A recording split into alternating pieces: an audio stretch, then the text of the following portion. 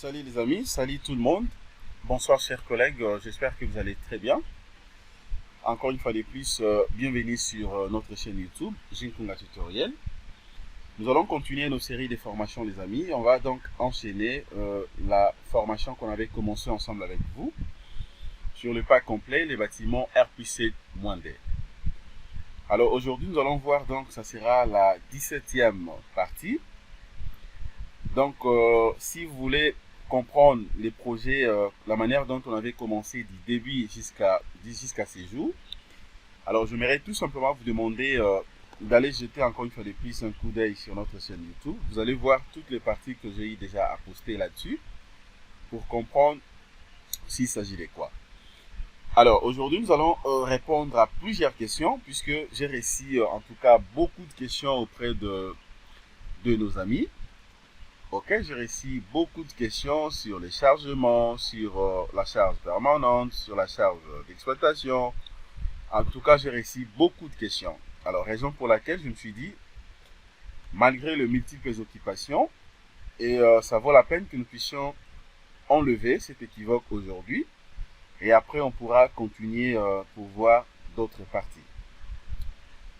Alors, déjà à l'entrée des jets, j'aimerais tout simplement vous signaler que la formation d'aujourd'hui, ça sera consacré tout simplement sur les différentes catégories des charges et aussi l'usage de chaque élément.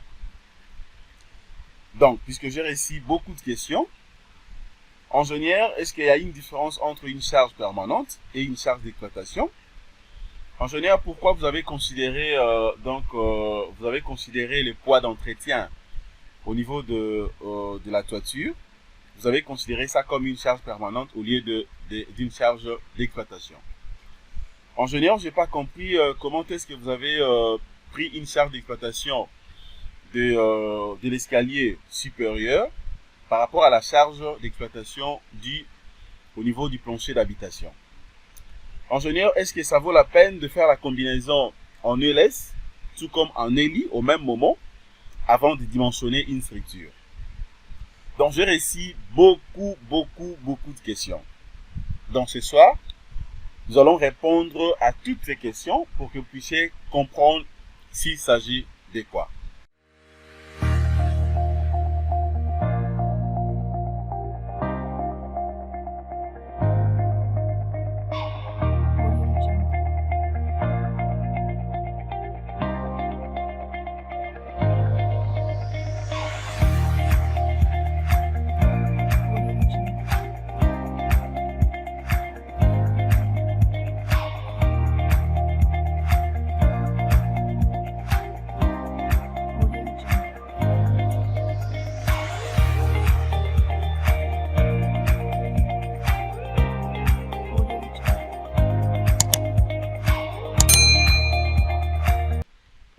Déjà au début dans mon introduction sur ce que nous allons faire dans cette formation ensemble avec vous les amis. Nous allons répondre aux multiples questions de nos très chers abonnés. Alors, ce que nous allons faire, retenez que nous allons travailler sur plusieurs documents. Comme vous allez si bien le remarquer ici, par exemple là, je suis sur HeroCode. Je suis sur HeroCode 1. Ok, donc HeroCode 1, il s'agit tout simplement des actions sur les structures. Et de l'autre côté, vous avez donc, je suis sur Bayel. Bayel, 91 modifié, 99 associé. Et après maintenant, là vous avez donc le pack complet de ces projets. Donc le pack complet du projet RPC-D. Et ici également, vous avez donc les livres de robots structural analysis, partie ressources matériaux et béton armé. Alors, pourquoi je me suis dit ça vaut la peine d'ouvrir les 4 fichiers au même moment?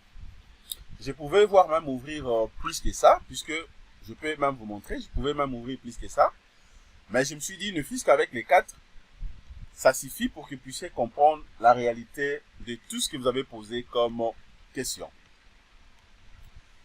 Alors, la première question, nous allons d'abord répondre clairement par rapport à la première question que j'ai reçue auprès de beaucoup des collègues ou nos confrères.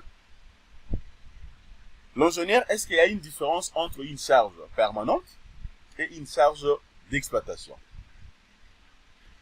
Alors, à l'entrée des jeux, si je vais déjà répondre à cette question, les amis, j'aimerais tout simplement vous dire que, sachez-le que exactement, il y a une différence entre une charge permanente et une charge d'exploitation. C'est différent. Pourquoi je dis que c'est différent? Alors, déjà ici, vous allez remarquer que lorsqu'on avait défini le différent cas de charge, je peux encore entrer là-bas. Lorsqu'on avait défini les différents cas de charge, vous allez voir qu'on avait défini différemment les charges permanentes, mais aussi différemment les charges d'exploitation. Alors si par contre, il n'y avait pas une différence entre les deux, soyez rassurants que je ne pouvais pas les différencier déjà à partir d'ici. Regardez par exemple, là vous avez donc la nature de chaque charge, ok, de chacune des charges. Là, par exemple, le cloisonnement, ok, sa nature est là, ainsi de suite. Je ferme. Je vais rentrer d'abord au niveau des recodes 1.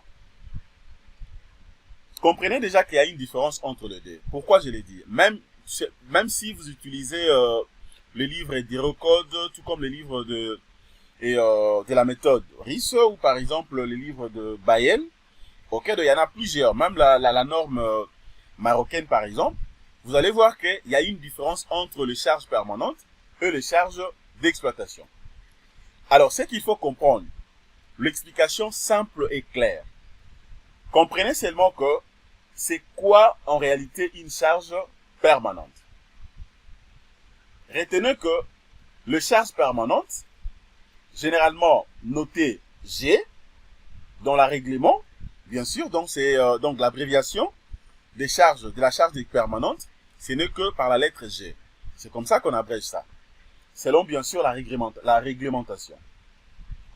Donc, les charges permanentes notées G, dans la réglementation comme je l'ai dit, comprennent tout simplement toutes les charges inamovibles qui, de par leur nature, sont appliquées de manière définitive sur le plancher considéré. Là, c'est clair, c'est beaucoup plus simple. Je réponds, c'est comme je viens de dire, les charges permanentes notées G dans la réglementation comprennent toutes les charges inamovibles qui, de par leur nature, sont appliquées de manière définitive sur le plancher considéré. Autrement dit, je pourrais également dire sur la structure considérée. Cela revient à dire quoi? Toutes les charges qui sont appliquées d'une manière définitive, sachez-le que c'est ce qu'on appelle une charge permanente. Mais tandis que une charge d'exploitation, maintenant c'est le contraire de la charge permanente. C'est-à-dire une charge d'exploitation, ce sont des charges qui ne sont pas appliquées d'une manière définitive sur le plancher ou sur les bâtiments par exemple, dans un projet. Alors, pour faire simple, pour que vous puissiez bien comprendre, nous allons voir ensemble avec vous quelles sont les charges d'exploitation. Par exemple, je vais énumérer quelques charges d'exploitation pour que tout soit clair. Déjà, il faut savoir que les charges permanentes, je peux même voir ça à partir d'ici. Ok, je viens là. Par exemple, le revêtement. Les revêtements, en réalité, c'est une charge, ok, ce sont des charges inamovibles.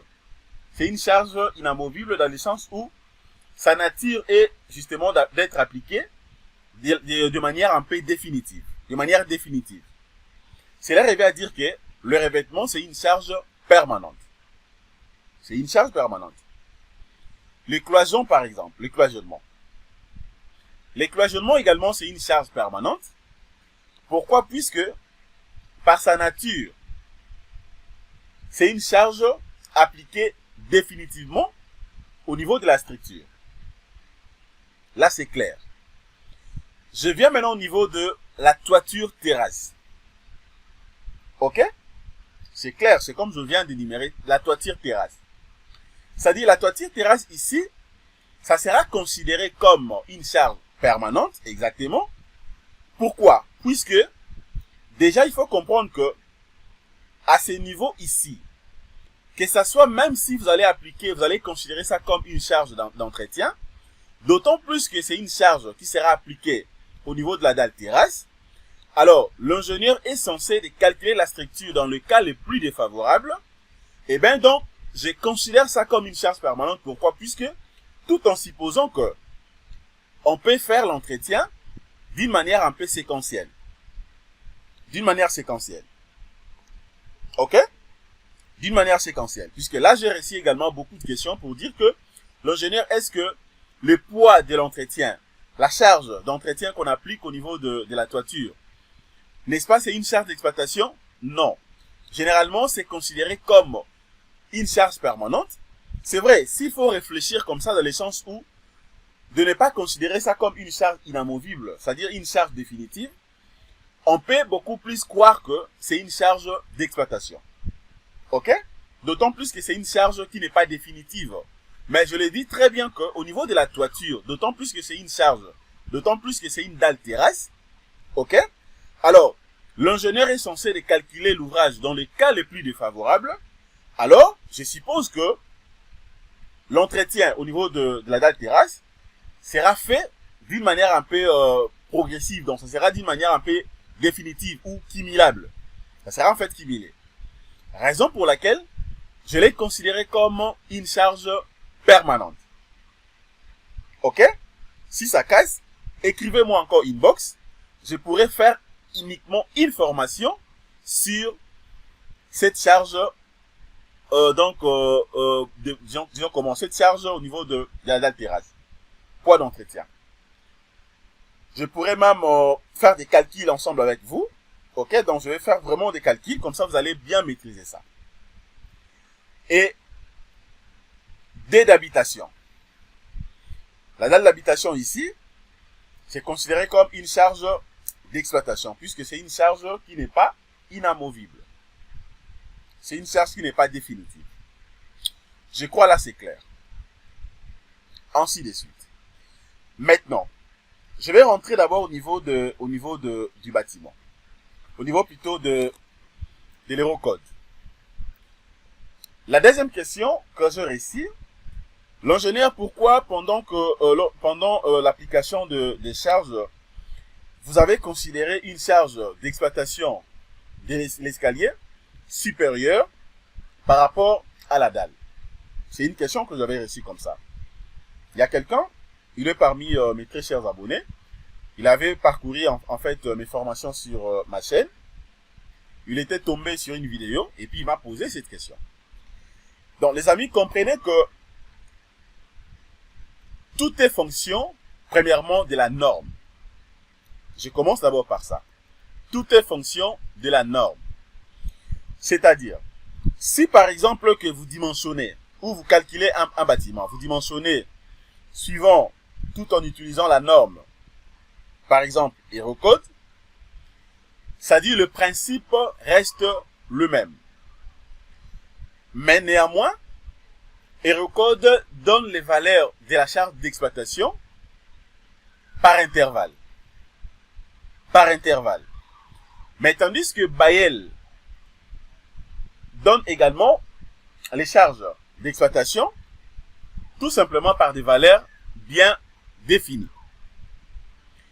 Alors, sans plus tarder, nous allons voir ensemble avec vous comment est-ce que vous serez à mesure de bien maîtriser cette notion de la charge d'exploitation ou des charges d'exploitation, mais également des charges permanentes. Déjà, il faut comprendre que dans ce projet, j'ai travaillé sur la norme Bayel. Bayel 91 modifié 99. généralement, quand je calcule mes projets, donc moi, j'utilise plusieurs normes. Des fois, je calcule des projets avec la norme Eurocode. Tantôt, je prends la norme IRIS. Tantôt, je prends également la norme marocaine. Donc, je maîtrise en fait plusieurs normes. C'est comme ça que moi, je calcule. Ici, j'avais utilisé la norme Bayel. Il y a un projet qui est en cours, que je n'ai même pas encore fini. Là, je suis en train d'utiliser, donc de travailler avec la norme Eurocode.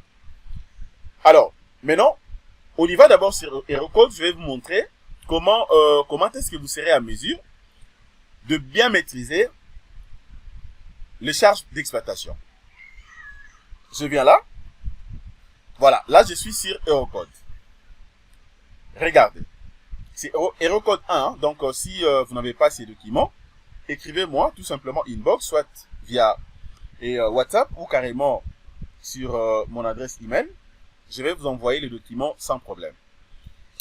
Alors là, vous avez dans les tableaux, c'est-à-dire les catégories d'usage. Il faut comprendre au moins que Eurocode classifie tout simplement les projets selon bien sûr l'usage. Et selon bien sûr également les catégories. Par exemple ici, vous avez donc la catégorie A. Nous avons l'usage spécifique, habitation, résidentiel. Exemple, pièces de bâtiments et maisons d'habitation. Chambres et salles des hôpitaux. Vous avez chambre d'hôtel et des foyers, cuisine et sanitaire. Cela revient à dire quoi? Déjà ici, il faut comprendre que si par contre que vous dimensionnez un bâtiment, les bâtiments que vous êtes en train de dimensionner, c'est un bâtiment d'habitation. Ok? Par exemple, c'est une maison d'habitation. Ok? Ou bien par exemple, c'est justement ce sont des salles des hôpitaux ou carrément des chambres d'hôtel et des foyers. Il faut déjà savoir que vous êtes dans la catégorie A. Vous êtes dans la catégorie A. Mais par contre, si le projet que vous calculez, c'est un bâtiment composé des bureaux, sachez-le bien que vous êtes dans la catégorie B. Alors, tandis que si par exemple que l'usage du bâtiment que vous calculez, il y a lieu des réunions par exemple, donc il y a lieu des réunions, à l'exception bien sûr des surfaces des catégories A que nous venons de voir ici, B, ok, c'est-à-dire le bureau, mais aussi les D. C'est-à-dire que il faudrait que vous puissiez considérer ça comme l'usage spécifique. Alors, par exemple, le point C1. C1, qu'est-ce qu'on nous dit ici? Espace équipé des tables, etc. Par exemple, école, café, restaurant, salle des banques, salle de lecture, salle de réception. Ça, c'est les C1. Les CD, vous avez par exemple l'espace équipé des sièges fixes. Par exemple, église, théâtre, ou par exemple cinéma, une salle de cinéma, salle de conférences, amphithéâtre, salle de réunion, salle d'entente. Ok? Donc c'est déjà classifié dans la catégorie C. Vous avez dans le C3, espace ne représentant pas d'obstacles, ok, à la circulation par exemple des personnes, par exemple salle de musée, salle d'exposition, etc., etc. Ok? Donc c'est considéré également comme catégorie C. Ainsi de suite. Là, c'est à ce qui concerne tout simplement donc les catégories. Je suis sur Eurocode 1. Alors, après ça maintenant, comment vous serez à mesure de bien comprendre les différentes charges d'exploitation appliquées sur le plancher? Plancher, balcon, mais aussi au niveau de l'escalier dans le bâtiment. Regardez comment est-ce que Eurocode nous donne justement les valeurs. Je viens par exemple ici. La catégorie A. Ok? Catégorie A. Ça dit, c'est là où on était. Dans la catégorie A, déjà, donc vous avez donc, par exemple, le bâtiment, comme je l'avais dit, bâtiment d'habitation, et les hôtels, ainsi que d'autres actus que je viens de mentionner. Et donc, c'est qu'il faut comprendre ici que, dans cette catégorie des surfaces des charges, maintenant, la représentation de la charge d'exploitation, maintenant, se fait comment? Par exemple, au niveau du plancher. au niveau du plancher, c'est-à-dire par rapport à notre projet, nous avons appliqué également la charge d'exploitation au niveau du plancher. Par exemple, au niveau du plancher, ok? Alors, l'intervalle de la charge d'exploitation, bien sûr, 1 kN par mètre carré, au niveau du plancher, ça va de 1.5 à 2. Ça va de 1.5 à 2. 1.5 à 2 pour la catégorie A. Mais tandis que si, par exemple, que dans le projet que vous calculez, vous êtes dans la catégorie B, pour vous, c'est-à-dire cette charge d'exploitation va de 2 à 3 kN par mètre carré. Vous voyez déjà la différence. Cela revient à dire quoi? C'est-à-dire que ce n'est pas, donc ce n'est pas vraiment, ça vaut pas la peine peut-être de comparer. Une autre personne peut calculer un bâtiment, peut-être c'est un bâtiment d'habitation. Ok, il prend par exemple la valeur peut-être max pour lui de 2 kN par mètre carré. Il n'y a pas de souci. Ou bien il peut prendre peut-être 1.5. Il n'y a pas de souci. Vous voyez? Mais tandis qu'au niveau de l'escalier maintenant, la valeur est de combien? Est de 2 à 4 kN par mètre carré. Donc vous allez comprendre que rien que au niveau des catégories A, au niveau des catégories A, donc la charge d'exploitation de l'escalier dépasse la charge d'exploitation appliquée au niveau du plancher. Au niveau du plancher, c'est clair. Vous voyez, donc ça dépasse. Puisque là, au niveau de l'escalier, cette charge varie tout simplement de 2 à 4 kN par mètre carré. Mais tandis que, au niveau du plancher, ça va donc de 1.5 à 2 kN par mètre carré. Donc là, c'est clair. Je crois que déjà à ce niveau, j'ai répondu à la question posée. Maintenant, au niveau du balcon, ça va de 2.5 à 4. Alors, à part ça, vous avez également le valeur qui varie au niveau des catégories C, ainsi que catégorie D. Je crois que là, c'est clair. Alors, maintenant, je m'en vais sur Bael. On va essayer un peu de comparer Bael et Eurocode. Je viens maintenant sur Bael.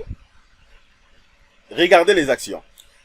Là, ce sont des actions, des charges permanentes. Alors, je voulais aussi mentionner un truc. Si vous voulez, par exemple, vérifier aussi les actions permanentes, eh bien, dans tout est là. Donc, vous pouvez bien vérifier comment évaluer, par exemple, les charges de cloisonnement, mais aussi d'autres types de charges permanentes. Ok, vous pouvez voir ça ici, donc c'est bien détaillé. Alors, je viens maintenant là, je vais prendre Bael, ou également sur Bael aussi, c'est bien détaillé. Voilà. Déjà, à ce niveau ici, là, vous avez donc les actions permanentes dans le bâtiment. Par exemple, ici, vous avez donc le poids volumique de chaque matériau. Le béton armé, le poids volumique, voilà, donc de 25. Béton non armé, de 22. 22 kN par mètre cube. Vous avez donc le plâtre, ainsi de suite. Ce n'est pas ça les sujets. Moi, je m'en vais rapidement sur donc les charges d'exploitation dans le bâtiment. Voilà, je suis maintenant au niveau des charges d'exploitation dans le bâtiment. Ici, je suis sur Bael. Regardez, nature des locales. Vous avez charge d'exploitation en kN par mètre carré, exactement comme dans Eurocode. Alors, qu'est-ce qu'on nous dit ici? À ce qui concerne l'hébergement en chambre, salle de jeu et repos des crèches, ok, la charge d'exploitation est de 1.5. Et de 1.5. Ça, c'est suivant Bael. Mais tandis que pour des salles, des restaurants, café, cantine, nombre de places assises inférieures à 100, la charge d'exploitation est de 1 point et de 2.5 kN par mètre carré. Salle de réunion, avec table de travail, exactement c'est 2.5. Ainsi de suite. Alors, moi je descends ici, là c'est bon. Hébergement, il n'y a pas de problème. Je vais encore descendre rapidement. Je descends rapidement. Je viens maintenant au niveau de... Voilà, là j'étais tout simplement au niveau de local. Hein. Maintenant, je descends d'abord ici. Je viens au niveau de nature et destination des locales. Charge d'exploitation en kN par mètre carré. Ok? Regardez. Qu'est-ce qu'on nous dit ici? Le bâtiment à usage d'habitation. logement y compris, comble aménageable, la charge d'exploitation et de combien est de 1.5. Et de 1.5. Vous voyez? Et de 1.5. Ça, c'est suivant donc Baël. Baël nous dit que est de 1.5. Mais tandis que pour les balcons, c'est clair, hein? Pour les balcons, ok? Ainsi que l'escalier, Baël nous dit que la charge d'exploitation est de 3.5. Vous allez voir ici que c'est un peu différent avec HeroCode. Puisque Baël nous dit ici, pour les balcons 3.5, mais je vais rentrer rapidement sur HeroCode. Regardez ici. HeroCode nous dit que pour les balcons, donc ça va de 2.5 à 4 kN par mètre carré. Donc cela revient à dire quoi? C'est probable, vous pouvez voir quelqu'un en train de dimensionner un projet, il prend donc la charge d'exploitation au niveau du balcon, il dit que non, moi je prends 4. Une autre personne se dit que non, bon, moi je prends 2.5. Une autre personne aussi prend 3.5. Donc ça dépend tout simplement de la norme de conception, norme de calcul ou norme de dimensionnement. Ça dépend de la norme. Cela ne dit pas que celui qui a pris 2.5, il est fauché, celui qui a pris 4 a raison, ainsi de suite. Non, ça dépend de la norme, mais aussi ça dépend de l'immensité du projet. De l'immensité du projet. Ok? Il y a d'autres techniques que je pourrais vous donner. Donc, si vous voulez par exemple comprendre comment est-ce que vous serez à mesure de bien caler tout ça dans les différents types de projets, écrivez-moi, achetez les packs complets. Je vais tout simplement travailler avec vous. Je vais vous donner des tactiques qui pourra vous aider d'être beaucoup plus zen dans les dimensionnements. Et vous n'aurez pas de soucis. Mais ici, j'aimerais tout simplement vous éclairer puisque j'ai reçu beaucoup de questions là-dessus. Voilà. Et puis, je descends. Vous avez également, ainsi de suite, bâtiment des bureaux par exemple, ici, bâtiment bureau, bureau proprement dit, 2.5. Ok? Si je viens là, bâtiment scolaire, universitaire, ainsi de suite, salle des classes, sanitaire, 2.5. 2.5 kN par mètre carré. Donc, c'est pour dire que vous allez voir que le valeur n'est pas du tout trop écarté, mais ça se diffère un tout petit peu. Pourquoi? Puisque donc, Baël nous donne des valeurs fixes. Baël donne des valeurs fixes. Il te dit que, par exemple, au niveau de l'escalier ou bien au niveau du balcon, la charge d'exploitation en kN par mètre carré à utiliser, c'est 3.5. Point barre. C'est 3.5. Mais tandis que HeroCode maintenant te donne l'intervalle. Tu peux prendre 2.5 comme la limite. Ça va donc de 2.5 à 4 kN par mètre carré. Je crois que là c'est clair. Voilà. Alors, j'ai reçu aussi des questions à ce qui concerne les cloisonnements. Les cloisonnements, j'ai reçu aussi des questions là-dessus. L'ingénieur, pourquoi est-ce que pendant les calculs, comment est-ce qu'on sera à mesure justement d'évaluer les poids du mur ou des cloisonnements? Les amis, c'est très très simple. Vraiment, je vous dis, c'est très très simple. Mais comprenez que pendant les dimensionnements, il y a des techniques. C'est par expérience, il y a des techniques. Des fois, l'ingénieur, compte tenu de tout ce qu'on sait faire, et il y a des techniques ou des raccourcis, ça va de même aussi pour les devis. Vous le savez, aujourd'hui, pour faire un devis rapidement, il y a des abacs qu'on utilise. Donc, il y a plusieurs abacs. Dès que vous avez ces genres d'abacs, eh ben, ça va vous aider de manière à ce que vous puissiez rapidement faire un devis. Même si vous faites un devis détaillé, tout comme un devis, je prends un exemple, je prends un mètre cube par exemple, en termes de volume, ok? Donc, vous n'aurez pas de souci. Vous n'aurez pas de souci, d'autant plus que tout est fonction, tout simplement, des principes. Tout est fonction des principes. Alors, déjà, il faut savoir au moins, comment est-ce que l'ingénieur sera à mesure, justement, d'évaluer le poids du mur. Voilà, je vais rentrer par exemple ici au niveau sur le pack complet. Sur le pack complet ici, on avait vu ensemble avec vous comment vérifier le poids de la maçonnerie ou du mur. C'est simple. C'est juste question de connaître d'abord l'épaisseur du mur, mais aussi la hauteur du mur. Si je vais, par exemple, calculer le poids du mur seulement, ou bien le poids du bloc. Par exemple, j'ai une bloc, je prends un exemple, le bloc, je peux dire comment. Je prends un exemple. Et par exemple, de 20 fois 40. Ok, 20 fois 40, 20 fois 20 fois 40. Ok. C'est-à-dire, la base, ça fait 20 et la hauteur, ça fait 40. Donc, c'est-à-dire que j'aurai tout simplement 20 multiplié par 40 et puis multiplié par la masse volumique, justement, du béton. Ça sera bien sûr le béton non armé. C'est simple. Alors, ici, je vous avais montré comment calculer le poids du mur en fonction, bien sûr, de la hauteur sous plancher. Connaissant la hauteur sous plancher est de 3 mètres, on avait déduit, justement, donc, la retombée. Ok? Donc, disons comment? La hauteur, bien sûr, la retombée, bien sûr, fonction, justement, de la poutre. Qu'est-ce qu'on avait fait ici? On avait pris, justement, l'épaisseur du bloc, des 0,20, multiplié par 3, c'est-à-dire 3 c'est la hauteur sous plancher, moins les 0,40, l'épaisseur ou la hauteur de la poutre, multiplié par la masse volumique. La masse volumique, donc convertie en newton par mètre cube, et ça me donne directement donc, le poids du mur. Ça me donne directement le poids du mur.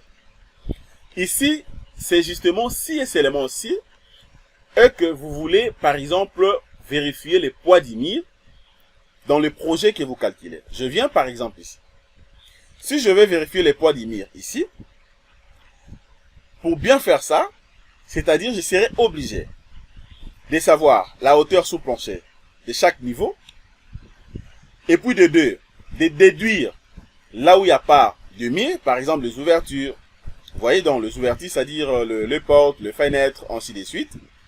Ok, si je vais beaucoup plus évaluer dans le cas vraiment le plus défavorable, je peux considérer ça. Mais d'autant plus que c'est un grand projet, il faut déduire. Je peux déduire ça pour éviter de manière à ce que les bâtiments aussi soient trop chargés, hein, beaucoup plus chargés, raison d'éviter que vous puissiez avoir un devis aussi colossal. Alors, dès que vous déduisez les ouvertures, vous aurez maintenant la surface totale. La surface totale du mur.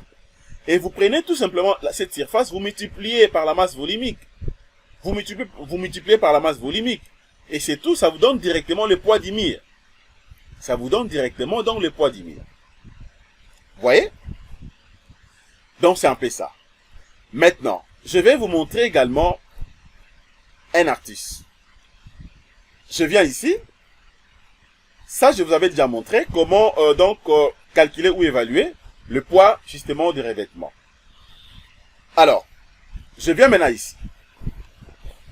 Là maintenant, je suis au niveau des cloisons. Je suis au niveau des cloisons. En fait, je vous avais montré plusieurs astuces, comment calculer d'abord à la main. Et là, je viens vous montrer également comment appliquer donc cette valeur des cloisonnements justement sur le projet qu'on était en train de dimensionner ensemble ou d'étudier ensemble avec vous. C'est-à-dire ici, j'ai considéré seulement la surface du bloc. J'ai considéré la surface du bloc ou les dimensions du bloc. Les dimensions du bloc. Ici, je n'ai pas considéré les dimensions de la facette tout entière. C'est-à-dire, je n'ai pas pris la hauteur totale du bloc là où donc de chaque niveau. Non. J'ai pris tout simplement la surface du bloc. Qu'est-ce que je fais? C'est-à-dire, la base du bloc est de 20 cm. À mètre, donc ça fait 0,20. 0,20. Je multiplie par sa hauteur de 0,4 mètres. Ok? Multiplié par la masse volumique. La masse volumique, le 22 ici. Je peux encore rentrer ici rapidement sur Bael. Attendez, je crois que je vous avais montré ça ici. Voilà. La masse volumique, donc c'est la masse volumique du béton non armé. Regardez, béton non armé. Sa masse volumique est de combien? Est de 22 kN par mètre cube. C'est le 22 que vous voyez ici. Ok? Et ça me donne directement, dans le poids, ok? Ça me donne directement le poids 1,76. 1,76 c'est quoi? C'est tout simplement le poids de ces blocs. C'est le poids de ces blocs. Vous voyez? C'est le poids du bloc. Alors, maintenant, si par exemple que je vais avoir le poids total du bloc, eh bien c'est simple. Connaissant déjà les poids de ces blocs, si je sais par exemple le nombre de blocs que j'ai au niveau du projet, eh bien c'est juste question de multiplier cette valeur, multipliée par les nombres des blocs. Ça me donne directement donc la valeur max de tous les blocs. Vous voyez? Je crois que c'est clair. Si c'est pas clair, contactez-moi inbox, achetez les packs complets. Nous allons donc refaire quelques astuces vraiment dans le détail. Donc voilà ce que je voulais vous montrer déjà donc pour essayer un peu de répondre à ces questions. Voilà, donc j'espère que cette formation vous a plu. Alors si vous voulez vous en procurer de ces documents, écrivez-moi. Je peux vous envoyer donc les documents, le Bael 91 modifié 99. C'est un très bon document, ça va vraiment vous aider. Ok, vous pouvez donc lire ça du début jusqu'à la fin. Dès que vous maîtrisez déjà ces documents, vous serez également calé pour bien travailler donc sur Robot Structural Analysis, puisque là vous avez tous les éléments nécessaires. Vous voyez, je vais vous envoyer donc les documents Bael, mais aussi je vais vous envoyer aussi donc les documents HeroCode. Vous voyez, HeroCode 1 sur les actions de la structure. Je peux vous envoyer ça. Écrivez-moi inbox. Je vais vous envoyer ça. Ok? Donc, le secret qu'il faut beaucoup lire. Il faut beaucoup lire et surtout il faut beaucoup lire des livres. Vous voyez, par exemple, à ce qui concerne le Bael, si je viens là, voilà, vous allez voir que, voilà, tous les HeroCode sont là. HeroCode 0, base des calculs. Dès que je clique dedans, vous allez voir, il y a d'autres astuces également. HeroCode 1, voilà, il y en a plusieurs. Ok, ainsi de suite. Donc, si vous voulez également avoir les HeroCode, bien sûr que ça peut peser. Bon, au moment opportun, je vais voir comment commencer à mettre ça directement donc en bas de chaque formation que je publie. Mais déjà pour le fichier HeroCode 1 ainsi que Bael, écrivez-moi si vous voulez avoir ça, comme ça je pourrai vous envoyer sans problème. Voilà les amis, merci de votre disponibilité. Ok, achetez également le livre de Robot Structural Analysis. C'est un livre très très riche qui pourra donc vous aider. Merci, passez une excellente journée, au revoir.